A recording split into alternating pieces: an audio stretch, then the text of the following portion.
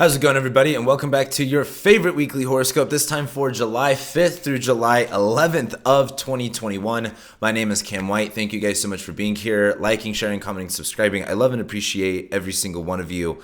We have a lot going on this week. I know last week we didn't have a whole lot going on, but the things that we did have going on were really, really intense. And again, just to kind of close out last week, for some people, that was a really hard week. For other people, that was a breakthrough week. Maybe not necessarily, all the way bad, but maybe some difficult things led to some breakthrough opportunities, right? So now that we go into this week, it's like after a fight, after a breakup, after an explosion of some sort. What happens after that? What do you do after that, right? Like, what if there's a breakup that happens? Well, you got to separate your guys' stuff, and then there's all this stuff you got to work out, right? When you have like a spiritual awakening, there's all of this stuff that you've got to reconsider, and all of these different things that you've got to look at your life. That's what this week is. This week, coming off of all of that is really going to change a lot. And a lot of this week has a lot of change that goes along with it. So let's go ahead and jump straight into it. We start Monday this week with pretty much the moon still in Taurus. It's going to be pretty much void all day Monday. Like I said before, on Sunday, the moon will be conjoining Uranus, squaring Mars, squaring Saturn. So there is going to be this tension that we're kind of coming off of, or again, a little bit more of maybe the aftershock of what Thursday and Friday brought. That moon in Taurus is kind of like the aftershock, right? But the moon will go void in Taurus. So there's this kind of sense of like, after something happens, there is a sense of like, it's kind of like when you're playing Jenga, right? You have like that anxiety of like, oh, is the tower going to fall? Is it going to move over? And then like once it does, there's a sense of peace, right? There's a sense of almost stability after it happens. That's what Monday is like. There's like, okay, it's over, it's happened, it's done. The moon's just hanging out in Taurus, whereas there's a sense of security. It's temporary because the moon's void. However, once we get into Monday night, the moon will enter Gemini, where the moon's transit through Gemini actually kind of has a lot going on. But later on into Monday night, what I want to say is, we kind of go from the sense of like, okay, the earthquake's over, the aftershocks are over, let's kind of get settled down now. The moon will go into Gemini Monday night, where there's this kind of like, for lack of a better word, what's going to start off as a stimulating interest, the stimulating curiosity going into things. As we jump into Tuesday, that's when the moon will be in Gemini, but pretty much for the whole day, it will be coming up to conjoin Rahu, the north node, and then the moon will be sextiling Venus and trining Saturn. So this is where, to kind of piggyback on that same analogy, it's like, let's say there was an earthquake, and now that the aftershock's done, it's like you go back in the house, and this is like, okay, what's still here? What's broken? What's not broken? What can we, who do we need to call to, ask if they're okay? Who do we need to contact, right? Another way that you can look at this is, I think with the moon in Gemini, where our feelings are going to be much more, what's the word I'm looking for? I think intellectualized is the word I think I'm looking for. Like the moon in Gemini is really our thoughts and our feelings are one and the same, and it's a good day to express your feelings. It's a good day to talk things out, right? But I think as the moon's conjoining the north node, there is this, like, you don't have to tell everyone everything. Like the moon conjoining the north node is like, the really common internet meme right now of like oversharing. It's like, oh, when you open up to someone finally and then you realize you just overshared. That's the moon conjoining the north node in Gemini as it's sextiling Venus in Leo. That's not, I'm a big person of like, hey, oversharing is one thing, right? I don't necessarily believe that that's necessarily a bad thing, but it can make you feel a little bit uncomfortable. Why I'm bringing this up though is with the moon conjoining the north node, it's easy to overdo things. It's easy to just feel like it's like right now, right? Like as a YouTuber, it's awkward for me to sit here in silence. I feel like I have to sometimes fill the space with talking. Like, I'm sure as you guys are consumers, as I'm a consumer of, YouTube or podcasts, the dead spaces are, weird in a sense. And you can also hear, when people talk that, you could, or like, what's a good example? If you ask someone a question and they answer and you don't really, you kind of wait to like reply, they'll keep talking. That's kind of like the moon Gemini North Node thing here. But the moon's going to be sextiling Venus, enshrining Saturn. This is kind of getting all of the puzzle pieces together, understanding everything, communicating everything that needs to be communicated. However, also on Tuesday, Mercury is going to be squaring Neptune, where again, this is Mercury's third hit with Neptune. Mercury's been in Gemini since May. It's July, and Mercury's been in Gemini since May. And I think we have to get to this conclusion at some point that we're not going to know all the answers. We're not going to see everything clearly the way that we need to in order to effectively maybe to communicate something. But we got to communicate it anyway. That's the thing with Mercury square Neptune. Something I have sat and meditated on this Neptune thing for a really long time, because Neptune's just been really like squaring my Venus, which is, for me personally, has been a big like, what do I want? What do I even enjoy? And something I've really learned out of Neptune is sometimes you just don't know. Sometimes it's the same thing with like movie magic, right? Sometimes you just don't know how they did it, right? And sometimes it's that mystery that can make it fun, that can make it charming. And I think with Mercury though, it's Mercury and Gemini. We got to communicate a message. Mercury's it's about to creep out of shadow. It's direct now after a retrograde. We're not going to have all of the answers, but we got to keep moving forward anyway. So I think with Mercury squaring Neptune, be honest with what you know and what you don't know, especially if you need to communicate something. Be honest with yourself of like what you're seeing and what you're still not sure of what you're seeing. And don't play into things that you're not 100% certain of. I think it's important to play with fantasy and different ideas, and something that I think we all kind of learned with Mercury squaring Neptune during this retrograde is like, we can be creative with how we see things and how we understand things, but also, have some rationality with how you're taking in information and repeating that information. I think also with Mercury squaring Neptune is, be open to what it could look like. I think with Mercury squaring Neptune though is you're not necessarily going to know exactly what to say in that moment. You're not going to know exactly what needs to be said in that moment, but that's okay. I don't think anyone necessarily knows what to say. I think the message will get across anyway. My only other, I think, negative thing would, again, I've talked about this with the Mercury retrograde in my Mercury retrograde video. There's a lot of room for misinterpretation here. And people will,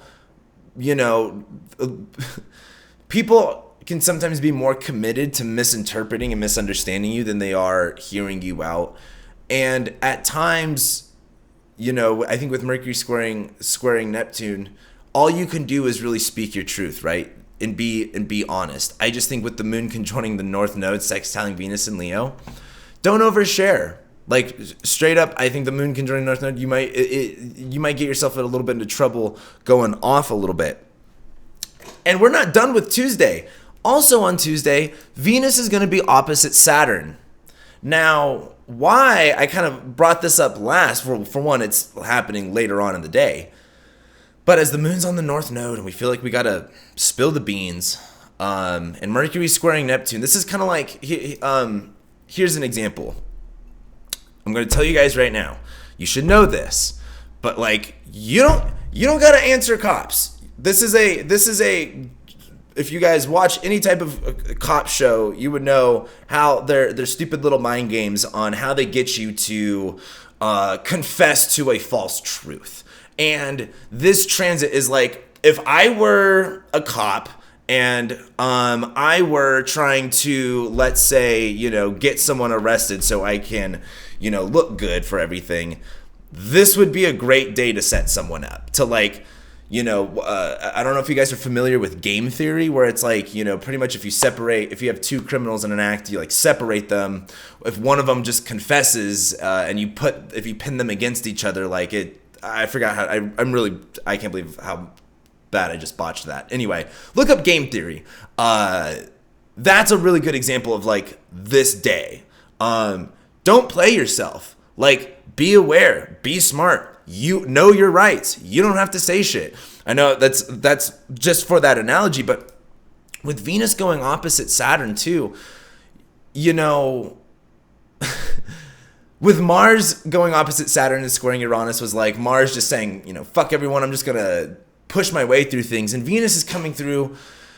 I feel like Venus is coming through at first to be like, oh, I'm sorry. I'm so sorry about Mars. I know Mars is really difficult. I'm so sorry about him. He's just out of control. But then Saturn is going like, you know what? Fuck you too, Venus. And Uranus is going, fuck you too, Venus. I think Venus going opposite Saturn is, in one perspective, you're going to get some constructive criticism, right? Venus opposite Saturn. Venus in Leo is like, I'm great. And Saturn in Aquarius is like, these are your flaws, though. And, that's going to rock the boat a little bit. I think this is also kind of going out on a limb because it's Venus squaring Uranus. But I think as Venus is opposite Saturn, there's this sense where, what you enjoy, what you take pride in, what you value is going under scrutiny. That's that Saturn, that's Venus going opposite Saturn. And this is where, where you might think something's great, it gets really serious or it has some weight to it, right? But the other thing I think of when I see this is like, if Venus is kind of coming over to go opposite Saturn, like apologize for Mars, I kind of think Venus is going to be like, you know what, fuck this. I'm going to be on Mars's side. Because I don't think Venus is going to get really received from Uranus and Saturn well. So Tuesday is a really big day. I'm talking like 10 minutes on Tuesday. That Moon North Node conjunction. Don't talk too much. Shut up. Mercury squaring Neptune. Sometimes you don't know what you're talking about. Venus going opposite Saturn. Here's the other thing with the Venus opposite Saturn. And let me go back to this analogy of game theory. And let's say you and your friend, let's say you don't even pull a crime. Let's say they're just, cops are trying to just get you because that's what they do, right? This Venus opposite Saturn is this pressure to perform. Now, Venus squaring Uranus is like, here's the thing. When it comes to performance, when you feel like you have to perform, when you feel like you have to, oh, I'm so sorry, let me apologize. And I said this before a couple weeks ago, with Saturn and Aquarius, we can smell the bullshit. We can smell the fakeness, right? There's a level of authenticity you have to have with this Leo stuff. So I think on one end on Tuesday, if you don't know, you don't know. Don't feel like you have to say something because the cop's right there pressuring you to say something. If you don't know, you don't know. However, if you do know, be honest with what you know. And with Venus opposite Saturn, don't feel like you need to perform for others. Do what's going to be like, Venus is in Leo, like, do you value your authenticity more than you value the aesthetic or how things appear to be? It's just really important to, I think, catch yourself in this moment on Tuesday, because Tuesday is one of those things where if you're not checked in, if you're checked out, you can get yourself into trouble. That's my advice for Tuesday. Tuesday really is kind of wild. I didn't even make this as a note right here. We go into Wednesday and we have another really big thing. On Wednesday, this is when we finally have Mercury leaving shadow. Now, it's been, I don't even know when Mercury entered Gemini, like sometime in the middle of May. So much has happened since May, right? I feel like we're in a completely different world now. But now that Mercury is out of shadow, this isn't, sometimes I feel like we really celebrate Mercury leaving its shadow a little bit too much. The time to celebrate will be later on this week when Mercury enters Cancer. We're almost there. But on Wednesday, as Mercury leaves shadow, there's this kind of sense of things being wrapped up. Like, whatever Mercury rules in your chart, there was a lot of things, there was a lot of stimulation. Mercury retrograded, squaring Neptune on Venus, where you were like, you know what? my opinion changes about this. Like the Venus, I really think this Mercury retrograde is like our opinions and our tastes really changing on a lot of things, but not really being certain as to where it's coming from. It's Mercury squaring Neptune. This is where I think, this is where you kind of realize you don't know as much as you did, right? And as Mercury goes out of shadow, you go, okay, well, I handled that.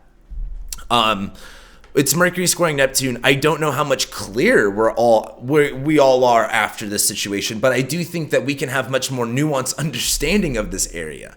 So now that Mercury's out of shadow, what does that mean? I should say, what does that mean?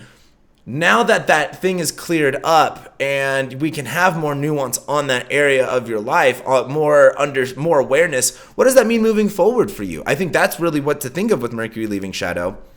Also on Wednesday, the moon is going to be conjoining Mercury, applying to Mercury as it's squaring Neptune.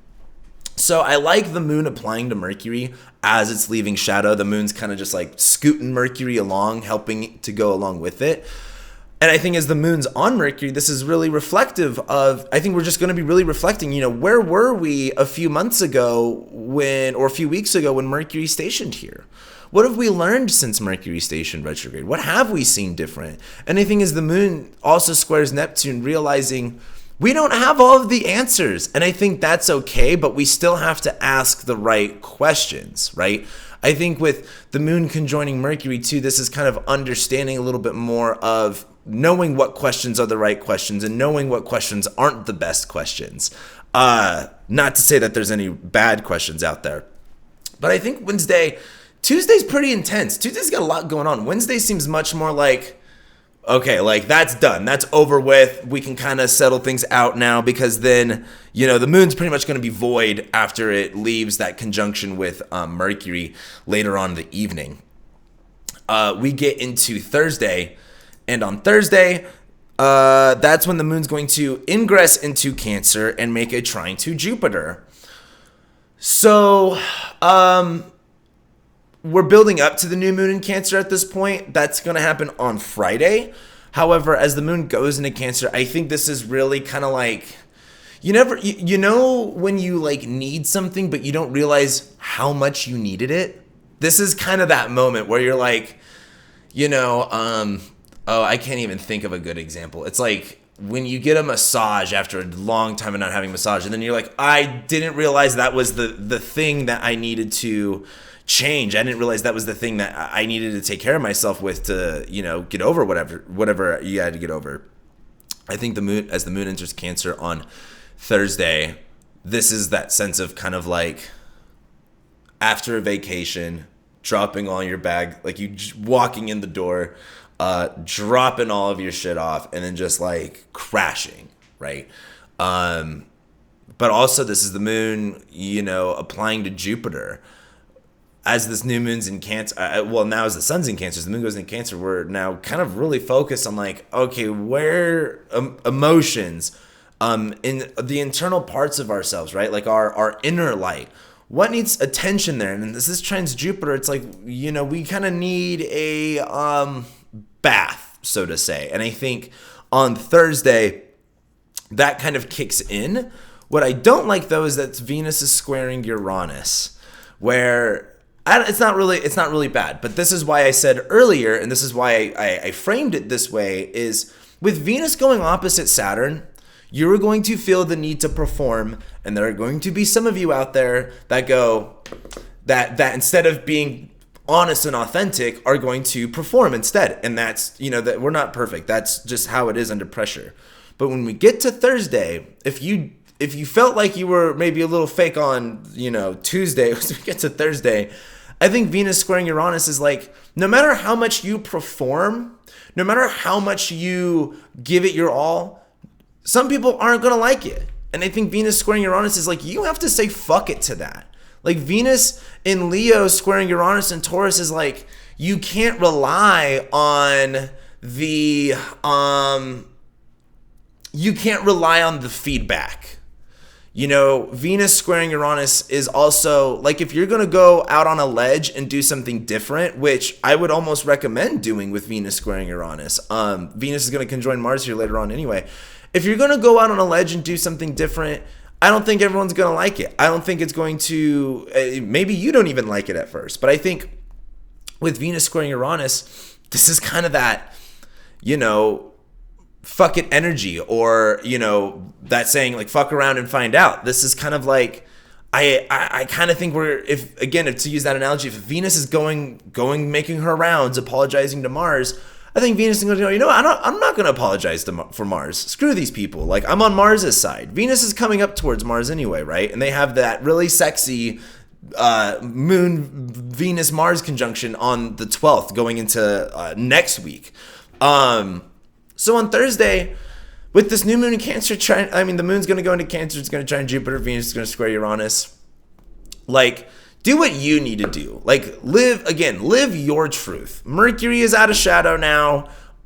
Things aren't going to be, in one sense, stable, especially like the things that you think that you enjoyed, the things that you're used to relying on in the sense of Venus, like Venus being about pleasure. There's a lot of desire. Like, that's something I'll talk about on Twitter, but Venus and Mars rule our desires, rule like literally what we want. And as they're together, this is really intensified, right?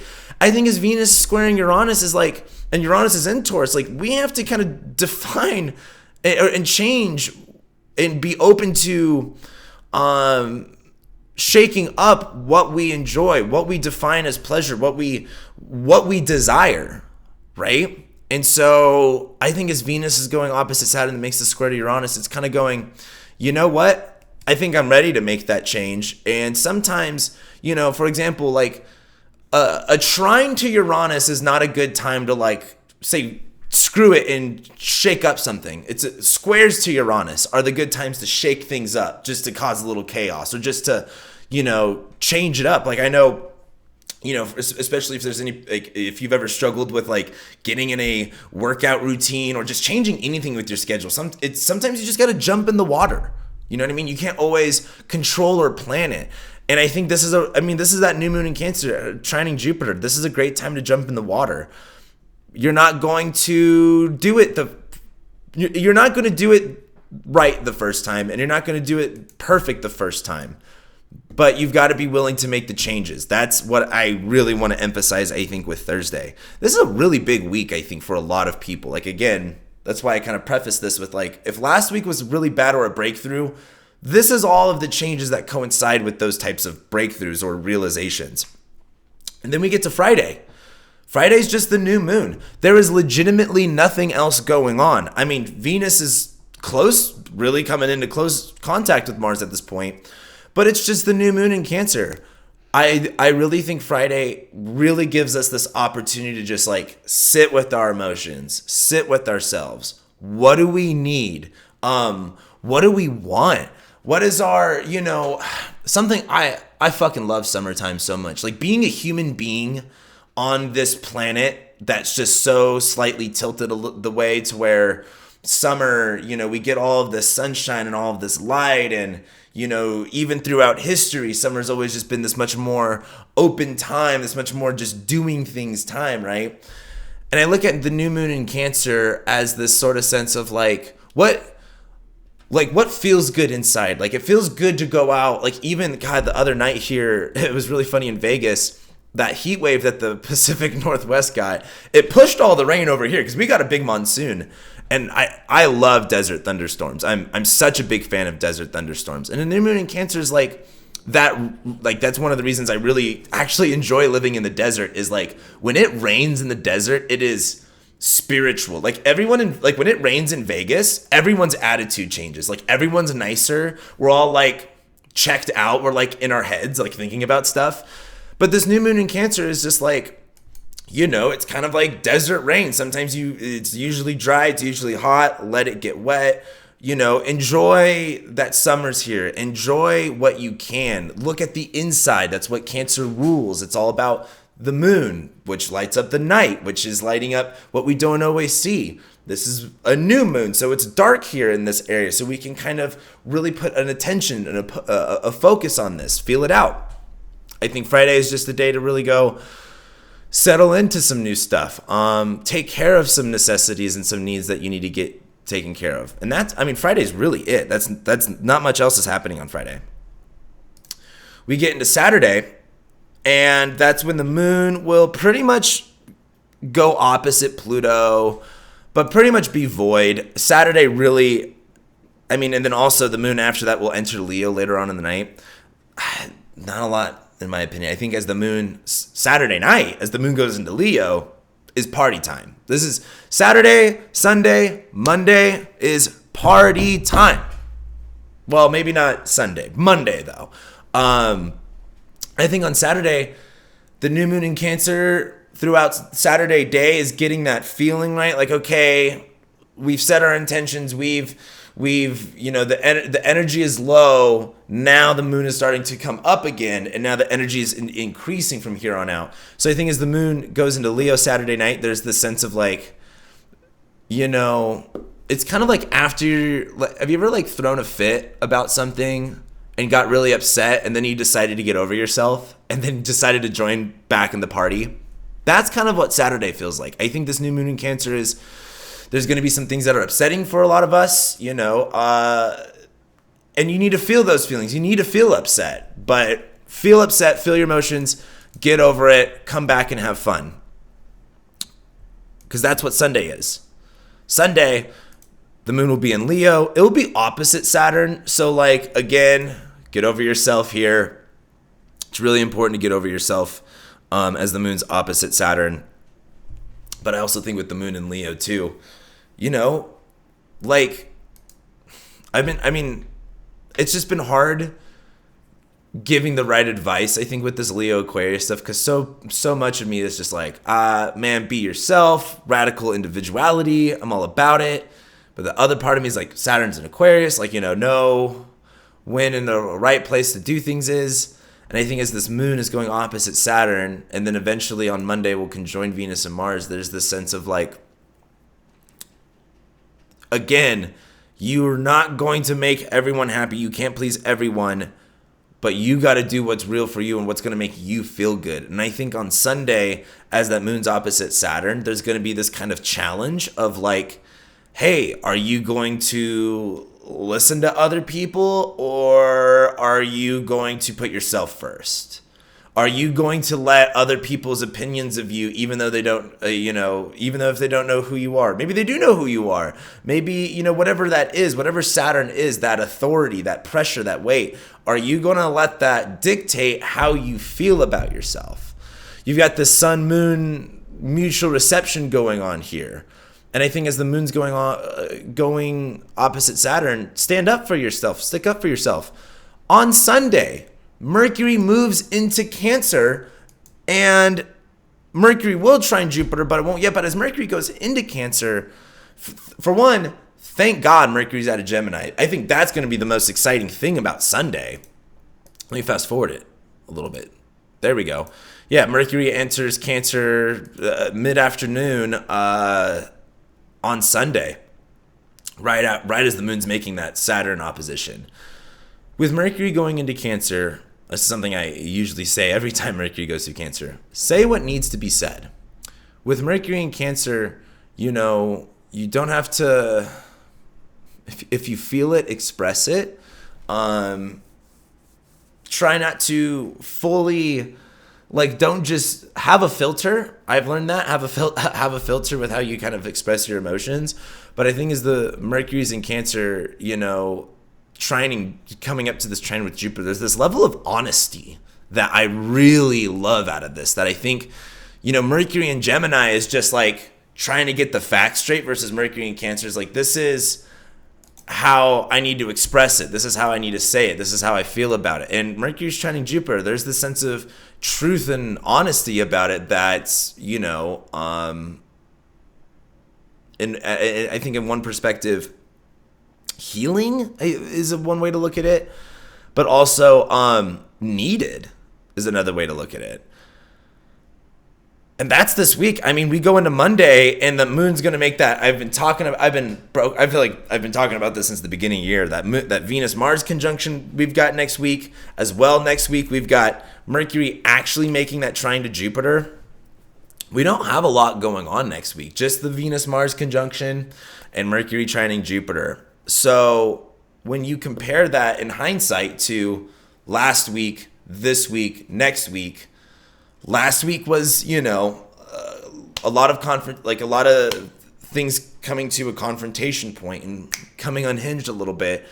This week is that spiritual reflection, that kind of like, okay, what needs to change now that we have felt this way? And then next week is, next week where it's you're on the new thing now, and not a lot is really happening, which is good. We need kind of a little bit of a week off, and really next week, besides when I shouldn't say that's it. Well, we have a pretty intense month of July, but at least we get next week a little bit off. Anyway, with that being said, I believe that's what I got for you guys. Thank you guys so much for being here again, liking, sharing, commenting, subscribing. I love and appreciate every single one of you, and I'll be seeing you guys next week.